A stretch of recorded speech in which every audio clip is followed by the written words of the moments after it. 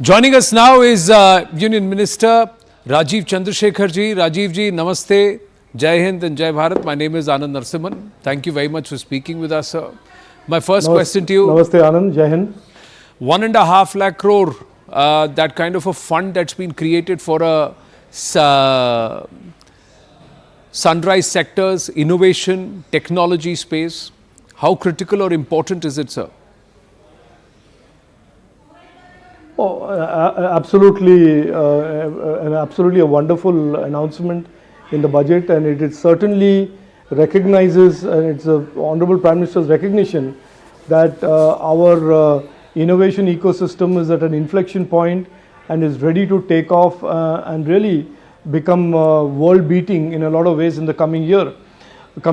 So I think this is an extremely important aspect of the comprehensive ecosystem that he is building for the youth of India, that he is preparing for the youth of India to be able to pursue opportunities and succeed.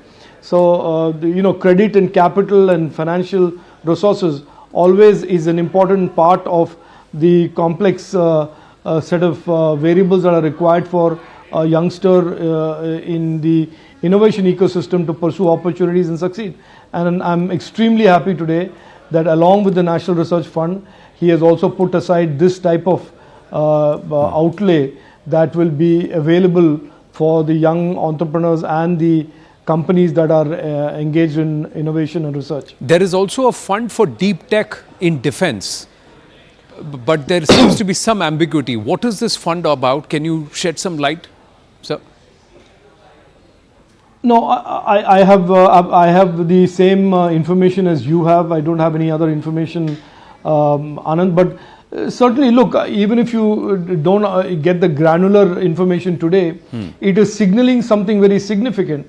It is signaling that the Honourable Prime Minister and the Finance Minister recognize that this entire effort of the last 8-9 years with Digital India and Startup India and the innovation and the entrepreneurship bug that is today spreading across all the smaller towns of the country, that needs to be further catalyzed, that needs to be further fueled, and that has tremendous opportunity to grow even further.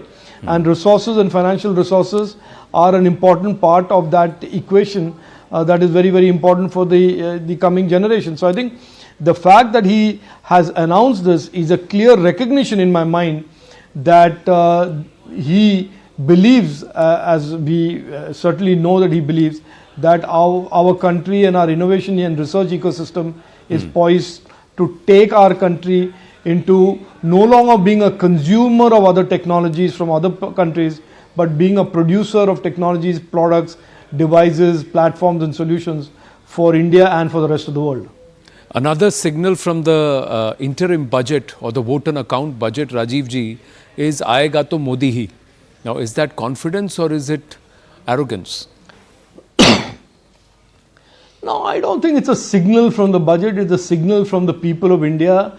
I think any Indian today, even if you are the most prejudiced or the most distracted, if you compare the last 10 years of Prime Minister Narendra Modi ji, the decrepit, devastated economy that he inherited and what he has built out of the embers or the ruins that had been left behind by Manmohan Singh and Chidambaram into the 5th largest economy in the world, soon to be the 3rd largest economy in the world, a country that is today investing 11.5 crores of rupees on infrastructure, that is creating opportunities for coming generations, that is delivering governance in a way that has not been experienced by a country in all of the 65 years of independence before Prime Minister Narendra Modi ji strode into Delhi.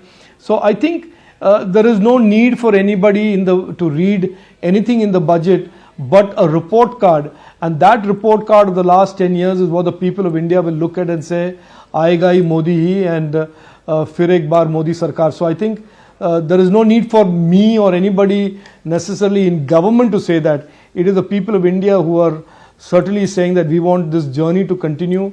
We want the momentum and this velocity and acceleration of our country to continue. This good governance model that has been brought for the last 10 years and visible and impacted every Indian in some form, shape or the other, that they want this to continue. So I think that it's the people of India who are saying this, not the budget. Rajeev ji, this 10 years of UPA versus 10 years of NDA, my final question.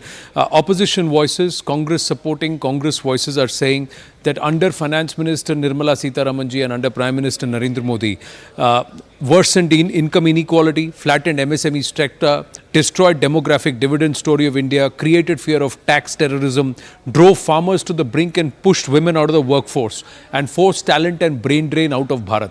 Now, these are the accusations made by the opposition. How would you respond?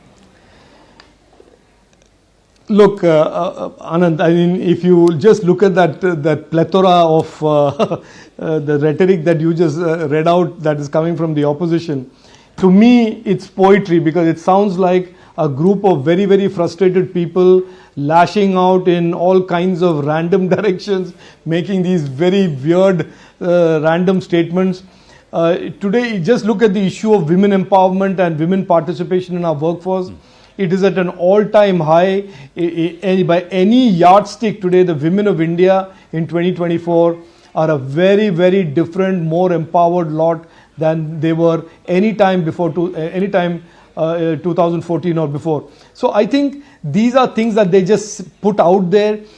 And I think the promise that the finance minister, honourable finance minister, has made, that she will put a white paper out so that let's cut through all these rhetoric and let's cut through all these smooth spin that the Congress puts out there. Let people of India really know what the 10 years of the UPA-India alliance was like from 2004 to 14, what they inherited from the Vajpayee government, a strong surplus economy, admitted to by P. Chidambaram in 2004 in July himself, and what they left in the country and the people of India in 2014, what Prime Minister Narendra Modi ji started with in 2014, and what he is leaving behind, or what he has achieved in 2024.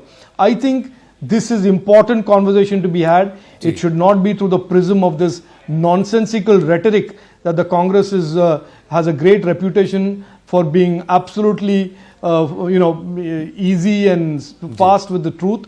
I think we should put the truth out there. You should have many, many debates on this, Anand. You should call the congressmen. You should put the data and facts out there and let them squirm and answer the actual numbers and the truth, rather than hide behind this veil of rhetoric and lies. We are in the process of culling out the data, and that data will be put out. Facts are facts. Whatever the data reflects, it will show whether it is kudos Absolutely. to the NDA or to the UPA. The data will show, and it will talk very soon. Rajeev ji, always a pleasure speaking with you. Thank you so much. Thank you, Anand. Namaste. Short break here on the newscast. Stay with us.